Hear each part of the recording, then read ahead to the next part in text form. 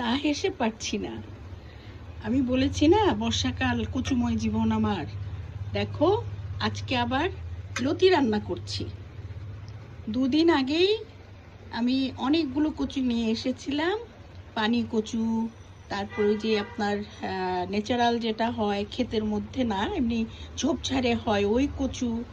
তারপর আপনার লতি নিয়ে আসছি, তারপরে মুখি নিয়ে আসছি, কত কিছু, কত কচু। তা আজকে আবার মনে হলো যে একটু লোটে শুটকি দিয়ে আমি লতি খাবো। যেই চিন্তা সেই কাজ।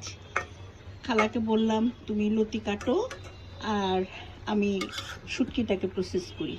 ওদের হাতে শুটকিটা প্রসেস করলে আমি খেতে পারি না। আমি আমার মতো করে শুটকিকে সুন্দর করে ভেজে ধুয়ে কেটে তারপরে রান্না করি।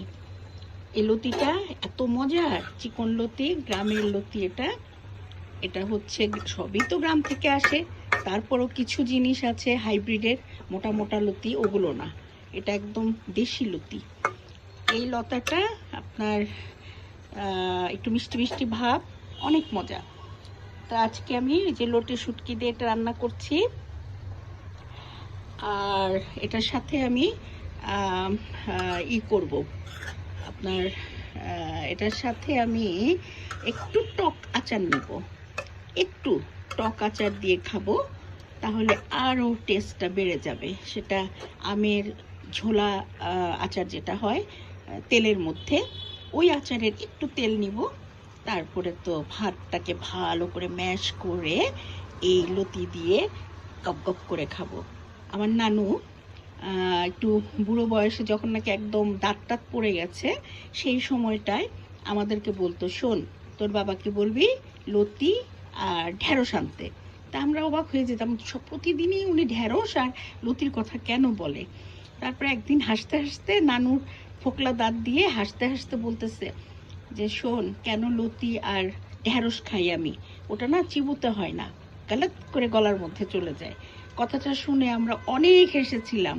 আজকে সেই কথাটা মনে পড়ে গেল। এই যে লতা, এখন অবশ্য আমার দাঁত পড়েনি, আছে এখনো দাঁত, তবে এই টিপসগুলো যদি দাঁত পড়া অবস্থা পর্যন্ত বয়সটা নিয়ে যেতে পারি, তখন এই লতি আর ঢেঁড়স এরকম পিছলা পিছলা তরকারি বেশি বেশি করে খাবো। আপনারাও খাবেন। দেখেন কি সুন্দর লতিগুলো। লতিতে কিন্তু কখনোই পানি দিতে হয় না। এটা ধিমা আছে। আগে তো ভালো করে শুটকিগুলোকে কষিয়ে মেখে রেখেছিলাম, তারপরে কষিয়ে তারপরে ওটার মধ্যে হালকা হালকা করে পানি দিয়ে দিয়ে মশলাটাকে একদম পুরো রান্না করে দেন আমি এই লতিটা দিয়েছি, দিয়ে এখন ঢেকে রাখবো। আর আমার তো লতির মধ্যে রসুন দিতেই হবে, তা আমি রসুনটাকে একটু বেশি করেই দেই। দেখুন কি একটা লোভনীয় খাদ্য।